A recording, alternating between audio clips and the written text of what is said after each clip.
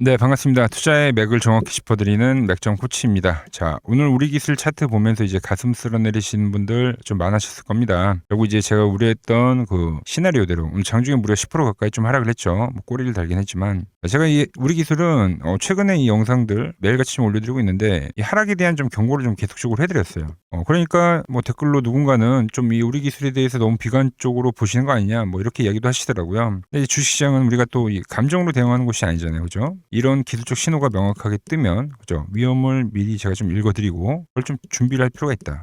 이 이야기를 계속했던 겁니다. 계속 최근에 뭐 하락 이야기만 하니까 좀 하락론자라는 누명을 쓰기도 했는데 뭐 올해 보신 분들은 아시겠죠. 뭐 이 상승이 나올 때 그리고 이 상승이 나올 때 그때는 이 상승에 대한 이야기만 했으니까 제가 이 하락에 대한 이야기를 했던 때는 뭐 이때와 좀 이때밖에 없다. 이 말씀 먼저 드리고 이번에도 뭐 저를 믿고 잘 따라오신 분들은 지난 하락도 피하고 뭐 이번 하락도 피했습니다. 뭐 이때가 30% 하락이 넘게가 나왔고 지금도 20% 넘게 빠지는 거죠. 매도 문자 받고 발빠르게 움직이신 분들 정말 좀 고생 많으셨단 말씀 먼저 드리고요. 자, 어제 영상에서도 제가 이걸 좀 명확하게 이야기를 해드렸어요. 우리가 전량 엑시트하는 그 시점들, 그죠? 일부 팔고 이 라인 깨지면 전량 판다. 그러니까 오늘 그게 또 깨진 거죠. 자, 이렇게 이제 우리가 그렇게 매도를 했을 경우에 이게 나쁜 게 아닙니다. 그러니까 적절하게 저점에서 매수를 해가지고 수익을 잘 이 5일선 기준으로 그죠? 잘 가지고 와서 깨져서 이 하락을 피하고 또 다시 그 기준점이 살아올 때 다시 매수를 하고 그 기준점이 깨지면 팔고 그죠? 그러니까 다음 이 눌림이 나오고 나서 이 다음 기준이 쓸 때 그때 다시 한번 또 매수를 해가면 되는 거예요. 기회비용 측면인 거죠. 기회비용 측면. 이걸 온전히 다 견디기에는 쉽지는 않다. 그래서 오늘 영상에서 이번 조정 역시 좀 잘 피할 수 있었던 그 이유 좀 설명을 해드리고요.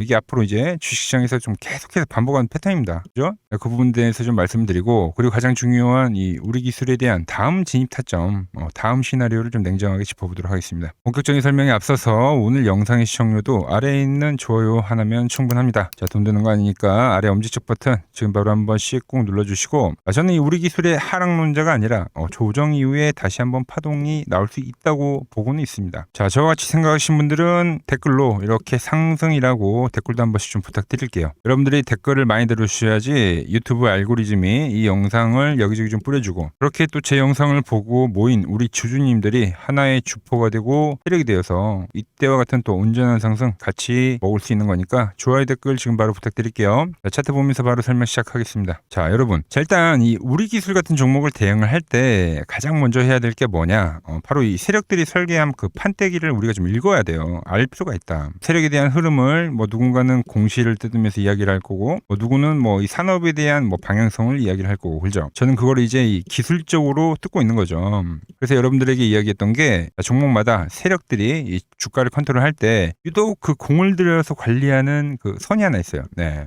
그러니까 우리 기술은 그게 이제 5일선이라는 이동평균선이었죠. 왜 5일선이었나? 이걸 좀 생각을 해보자고요. 먼저 이동평균선은 뭐 저만 보는 것도 아니고요. 여러분들도 보고요. 전 세계 모든 투자자들, 뭐 기관, 뭐 외인, 세력할 거 없이 다 보는 그 대중적인 지표입니다. 그래서 이 5일선이 깨지면 그 위험하다라는 공감대가 형성이 되면서 실제로 이 5일선이 깨질 때는 어떻게 됩니까? 많은 사람들이 동시에 매도 버튼을 누르는 거죠. 저같이요. 그리고 이 대중적 심리를 이야기를 해주는 겁니다. 많은 사람들이 믿고 행동하기 때문에 실제로 이동평균선은 이렇게 지지가 되고 또 이렇게 저항이 되는 이런 현상들이 발생한다. 자, 그리고 이 세력들도요, 여러분 돈을 무턱대고 쓰진 않아요. 그들도 이 물량을 매집을 하고 주가를 띄어 올릴 때 일정한 그 관리 기준이 있습니다. 주가를 급하게 끌어올릴 때는 이 개인들이 좀 따라붙지 못하게 하면서 그러면서 추세도 유지를 해야 되기 때문에 돈이 들어왔다, 이거를 알리기 위해서 가장 많이 활용하는 어떤 하나의 가이드라인 같은 거다. 그래서 이 5일선을 뭐라고 부릅니까?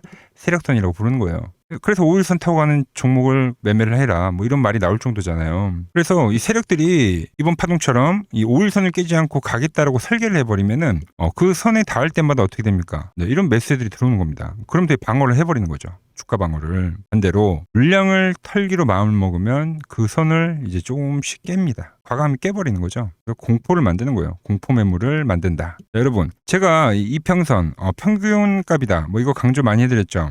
여기서 좀 재밌는 비밀이 있는 건데, 주가가 이 5일선 위에 떠 있다는 거는 아주 단순합니다. 최근 이 5거래일 동안에 이 종목을 매수한 사람들은 다 수익이 발생하고 있다는 거예요. 그래서 이렇게 올라오면은 뭐 저도 좋고 뭐 이거 매수하신 분들 같이 분위기도 좋고 뭐 다 웃고 있죠. 근데 주가가 쭉 밀려가지고 이렇게 5일선이 터치를 하잖아요. 그러면 딱 분위기가 바로 싸해지는 겁니다. 왜? 이 5일선 위에 있으면 수익이고요. 5일선에 오면 뭡니까?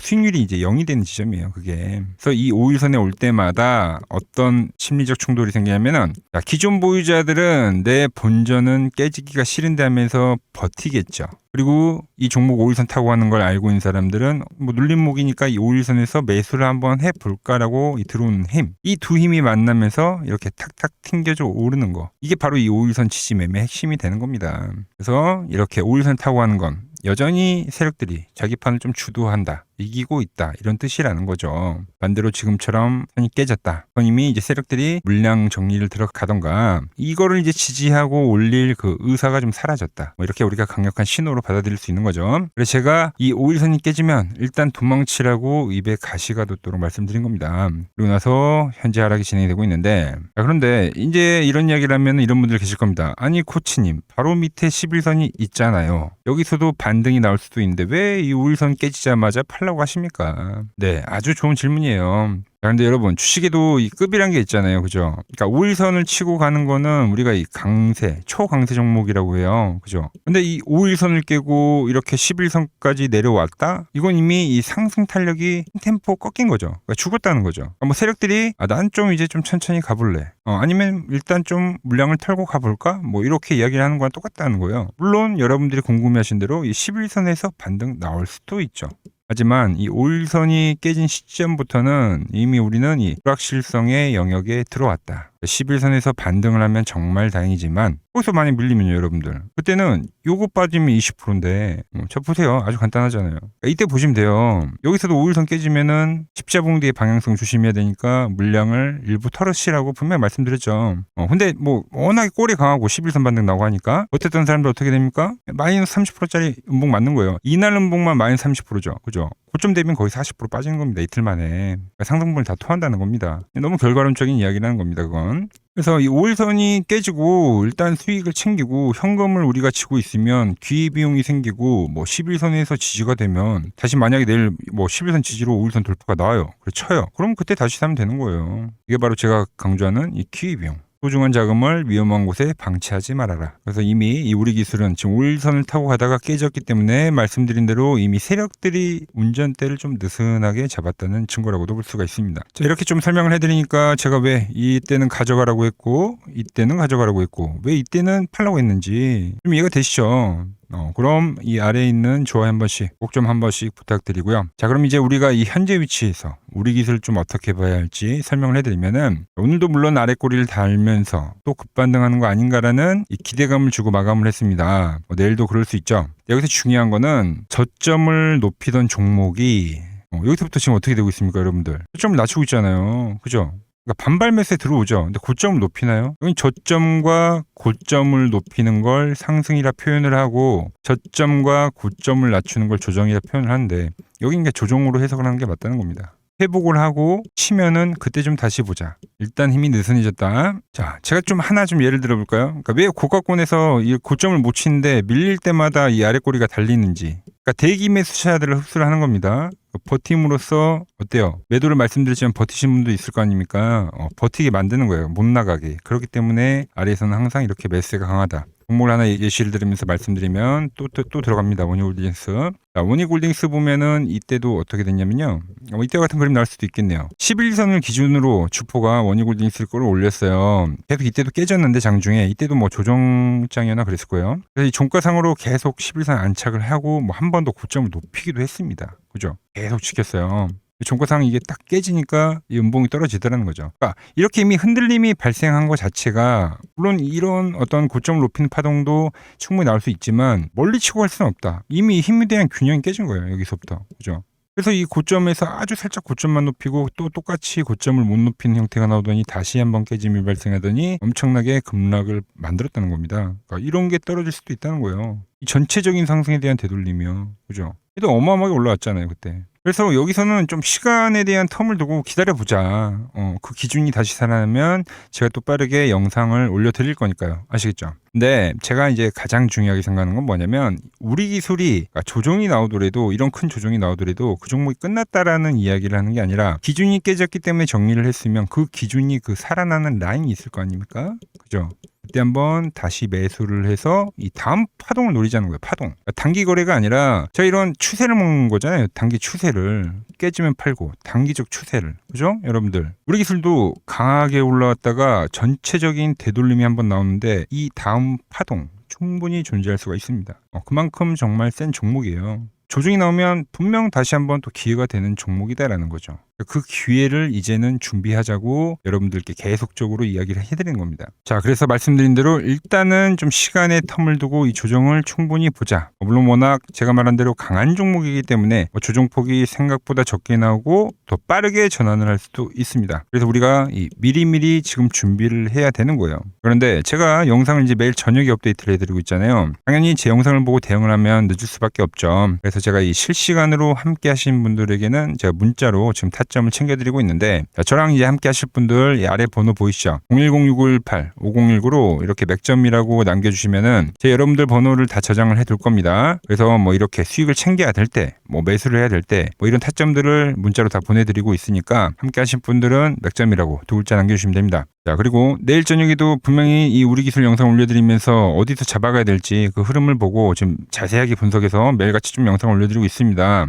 이 영상들을 보면서 큰 그림, 우리 전략, 제 전략 들어보시고 타점은 뭐라고요? 네, 문자로 받아보시면 되는 거예요. 따라 하시는 거는 여러분들 이제 자유니까 일단 문자를 받아보시고 제 관점 한번 보시고 제 포지션도 한번 참고해 보시라는 겁니다. 아시겠죠? 자, 그리고 더 중요한 이야기를 한 가지 하자면 이제 이 전쟁이 좀 마무리될 수도 있겠다라는 이 기대감들이 지금 스물스물 올라오고 있잖아요. 사실 어느 정도 안정화가 되어 있는 것도 맞죠. 그러면서 제가 어제도 이야기했죠. 뭐 대북주를 이야기를 하면서 이 조정에 저점이 나올 때 그 종목들도 저점이 나올 거라고. 근데 오늘 벌써부터 약간 반등이 나오니까 스물스물 올라오고 있더라고요. 뉴스도 보니까 뭐라 그래요. 일본 총리도 김정은 만나고 싶다. 김정은 싫다는데 총리 또 만나고 싶다고. 또 뉴스 나오더라고요. 말씀드린 대로 이 트럼프의 다음 행보에 이 자금들이 또 움직일 겁니다. 즉 이 다음 섹터가 움직인다는 거죠. 그래서 강조를 해드리자면 이게 이제 이 대북주다. 지금 이 거의 한 달째 같은 이야기를 해오고 있는데 왜 그렇게 생각을 하는지 말씀드려 볼 테니까 끝까지 집중해 주시기 바랍니다. 여러분들에게 이 도움이 될 수 있는 좀 정보를 말씀을 해드려야 될 것 같은데, 그래서 이 현재 시장에서 우리가 주목해야 할 제가 이 핵심 종목을 하나 가지고 왔습니다. 자, 여러분, 항상 이 시장에서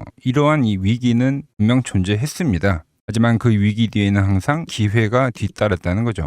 자, 차트를 보면서 한번 설명을 해드리면, 제가 이 코스닥, 제가 보는 이 맥점 차트로 이 파란 밴드에 터치를 할 때마다, 그때마다 이 주도 업종에 대해서 여러분들에게 좀 설명을 해드렸죠. 그래서 이 처음에 800포인트를 넘어가기 전에는 제가 여러분들에게 이 바이오주들의 상승을 이야기했습니다. 자, 보시면은 4개월 전에 이 ABL 바이오라는 종목을 이야기하면서 이 시총 10조가 바로 갑니다 라고 말씀을 드렸죠. 자, ABL 바이오 전일 시가총액이 10조네요. 그러면서 이 지수 상승 시기에 맞춰서 이 ABL 바이오가 12만 원인 게 이 25만 원까지 급등을 한 겁니다. 그죠? 이 파란 밴드에 대한 지지를 이야기를 하면서, 자, 그리고 코스닥이 이 850포인트, 이 두 번째 파란 저점이 찍혔을 때는 그때는 이제 이 로봇주에 대한 이야기를 했습니다. 로봇주. 자, 보시면 이 3개월 전에 여러분들에게 클로봇이라는 종목을 말씀드렸죠. 그때도 이 850포인트에 대한 거를 제가 계속 강조를 해드렸고, 그때 이 클로봇이 이 노란 밴드, 이 4만 원일 때 여러분들에게 말씀드렸던 거예요. 그러면서 이 지수가 상승을 하면서 클로봇도 이 8만 원대까지 상승해줬죠. 딱 요때입니다, 요때.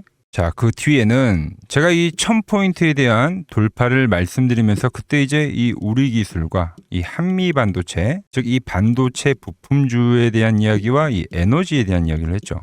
그러면서 이 한미 반도체는 우리 10만 원 라인에서부터 이 33만 원대까지 급등을 보여줬고, 우리 기술 역시 이 5천 원 라인대부터 수직 상승하면서 벌써 이 2만 5천 원까지 도달을 했습니다. 엄청난 폭등을 만들어냈다는 거죠. 공통점이 뭡니까?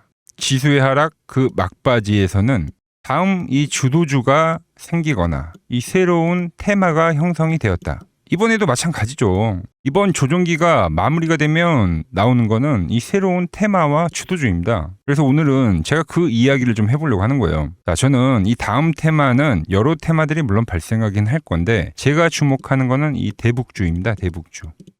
이 대북주는 매번 테마가 형성이 될 때마다 성격이 좀 달랐습니다. 먼저 이 과거에는 이 금강산 관광이 열리면서 이 관광주들로 해서 수급이 엄청나게 발생했고요. 그 다음에는 이 철도에 대한 유라시아죠. 유라시아 철도에 대한 이야기가 나오면서 철도주들이 엄청나게 급등을 했어요. 그리고 이 개성공단이 만들어지니까 이제 거기에 상주에 있는 이 개성공단 관련주들이 아주 난리가 났죠. 매번 발생했던 테마이긴 한데 그때그때마다 성격이 달랐다. 자, 그리고 트럼프와 이 김정은이 18년도에 싱가포르에서 만났죠.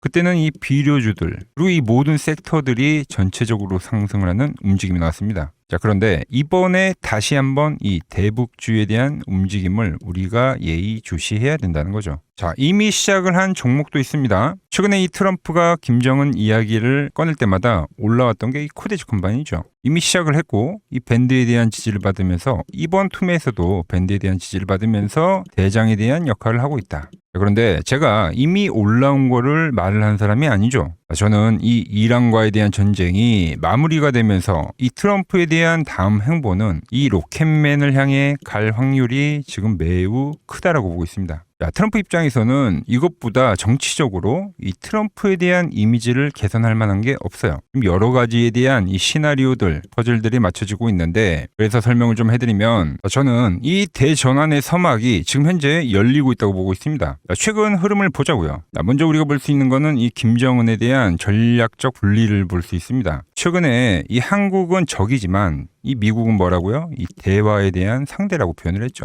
대한민국을 제1의 적대국으로 규정을 하면서 긴장을 좀 높이는 듯 보였으나 이는 우리가 생각을 할 때 역설적으로 이 미국과에 대한 이 협상력을 높이려는 이 김정은의 전략이죠, 전략. 즉, 이 한국을 배제하고 미국과 직접 판을 짜겠다는 이 통미봉남의 현대적 변형이라고 볼 수가 있습니다. 언제든지 이 미국과는 급격한 이 대화 국면으로 전환이 될 수 있는 이 비즈니스적 밀당이라는 거죠. 자, 그리고 두 번째로 이 트럼프를 보자고요. 트럼프 역시 이 김정은과의 만남을 자기 자신의 이 최대 외교 업적으로 꼽죠. 최근에 이 한국에 방문을 했을 때도 김정은과 재회를 하지 못한 거에 대한 상당히 아쉬움을 나타내기도 했습니다. 트럼프는 원래 이 복잡한 다자 외교보다는 이 탑다운 방식의 좀 파격적인 합의를 선호하는 인물이죠. 그래서 지금 이 한반도만큼 가장 이 역동적인 이 비즈니스가 없다라는 거예요, 트럼프에게는. 그리고 미국의 이 중간 선거가 열리죠. 그런데 이 트럼프에 대한 이미지가 상당히 좋지 않습니다. 이 이란과의 전쟁 때문에. 이 이미지를 쇄신하려고 하면 이 트럼프의 최대 업적이자 트럼프만이 할 수 있는 것을 결국은 실행할 거다라는 거죠. 뭐죠? 이 로켓맨과의 대화. 이것만 한 게 없다는 겁니다. 우리 정부 역시 이 대북 관계의 갈등 해소는 상당히 오랜 기간 동안 이야기를 해온 겁니다. 현재 이 정부가 강력하게 추진하고 있는 게 뭡니까? 이 기업 밸류업이죠. 그리고 이 MSCI 선진국 지수의 편입이라는 이 목표를 달성하기 위해서라도 이 대북과에 대한 이 리스크에 대한 관리는 무척이나 중요합니다. 자, 사실상 이 국내 증시가 이 저평가, 즉 이 코리아 디스카운트의 가장 근본적인 원인이 뭡니까? 바로 이 북한과의 지정학적 리스크죠. 이게 해결이 돼야지만 이 증시 전체가 리밸류에이션이 일어나기 때문에 여야 막론하고 이 대북과의 관계를 이 해결해야 되는 숙제와 같은 거다라는 거죠. 그리고 과거 이 짐 로저스라는 세계적인 투자 건물이죠. 짐 로저스가 강조를 했던 게 뭡니까? 자기의 이 전 재산을 걸 가치가 있는 이 마지막 기회라는 단어를 쓰면서 이 북한에 대한 이야기를 했죠. 그때 이 짐 로저스가 강조를 했던 거는 우리나라와의 이 통일론이 아닙니다. 이 개방에 대한 파급력에 집중을 한 거죠. 자, 생각을 해보세요. 가장 이 폐쇄적인 국가가 북한인데 이 북한이 열릴 때 발생하는 이 에너지에 대한 그 총량, 그거를 이 짐 로저스가 이야기를 했던 겁니다. 자, 현재 대북주는 이 단순한 이 정치적 테마를 넘어서 지금 이 글로벌 리더들에 대한 이 의지, 그리고 이 물류혁명에 대한 혁명, 특히 이 자본에 대한 논리가 맞물리는 상당히 변곡점에 와 있다. 주식이란 건 그렇습니다. 언제 가장 파급력이 있습니까? 없던 게 발생하면 그 파급력이 상당히 강력하죠. 가장 어두울 때 해 뜨기 직전이라는 말처럼 현재 이 냉기류들 있죠. 이걸 역설적으로 생각을 하면 이 개방에 대한 그 파도가 밀려오기 전에 이 썰물일 수가 있다는 이야기입니다. 그래서 이미 제가 보고 있는 종목에서는 이미 현재 상황에 맞게 이 수급들이 붙고 있더라. 그런데 제 영상을 꾸준히 봐오셨던 분들은 아시겠지만 제가 이 주말에 이 히든 종목으로 말씀을 드렸던 종목들 상당히 많이 있죠. 자, 엑시콘 밴드에 왔을 때 말씀드렸던 게 벌써 이 34,000원까지 상승을 해줬고요. 그리고 이 증권주에 대한 상승을 이야기하면서 삼성증권 역시 7만 원대에서부터 이 12만 원까지 일찍 상승을 해줬죠. 거기에 이 전력에 대한 이야기를 하면서 이 일진전기 역시 최근에 계속적으로 우상향을 해주고 있고, 그리고 이 전쟁에 대한 이야기를 하면서 홍보석유까지도 엄청난 지금 폭등세를 보여줬습니다. 현재 보면 그 모든 그 시나리오들이 맞아떨어지면서 시세를 보여줬다는 거죠. 자, 그런데 최근에 이제 제가 이 페노샹과 이 대한해운, 해운주에 대한 이야기도 좀 해드렸어요. 대한해운은 단기간에 이 50%가 상승을 해줬고, 페노션 역시 30%가 넘게 상승을 해줬습니다. 그런데 이제 너무 많은 분들에게 제가 이 오픈을 해버리다 보니까 지금 현재와 같이 이렇게 수급이 꼬이더라는 거죠. 아니, 제가 이 좋은 마음에서 공유를 해드리고 있는 건데 벌써 이 악성 매물들이 생기고 있다는 거예요. 그래서 이번 종목은 제가 이 오픈을 하지는 않겠습니다. 이 대북주라는 힌트는 제가 드리겠지만 조용히 먹겠다는 거죠. 자, 단 저에게 문자를 보내주신 분들에게는 제가 이 부분을 오픈해드리도록 할 겁니다. 저도 이 시나리오를 정말 이 오랜 시간 추적 관찰해온 만큼 정말 이 잘 따라오실 수 있는 분들에게만 드리는 게 맞다는 거죠. 그래서 제가 이 준비해놓은 대북주 관련된 이 자료 그리고 시나리오 그리고 이 종목을 받아보실 분들은 이 아래 번호로 이렇게 맥점이라고 두 글자 남겨주시면은 제가 보는 이 핵심 종목, 우리가 어느 구간에서 이 매집을 해가야 되는지, 그리고 어느 구간까지 우리가 끌고 가야 되는지, 이 시나리오까지 아주 자세하게 말씀드리도록 하겠습니다. 아시겠죠? 자, 현재 시장 너무 힘들다고 지쳐 계시 마시고, 매번 시장은 이 위기 뒤에 기회를 줬듯이 분명 이번 시장 역시도 이 위기회라는 말을 좀 머릿속에 새기면서 제가 준비한 종목 받아보시고 힘내시기 바랍니다. 오늘 제가 준비한 내용은 여기까지고 여기서 마무리하도록 하겠습니다. 아직 구독과 좋아요 누르지 않으셨다면 오늘만큼은 꼭 한 번씩 눌러주시고 저는 더 좋은 정보 들고 내일 인사드리도록 하겠습니다.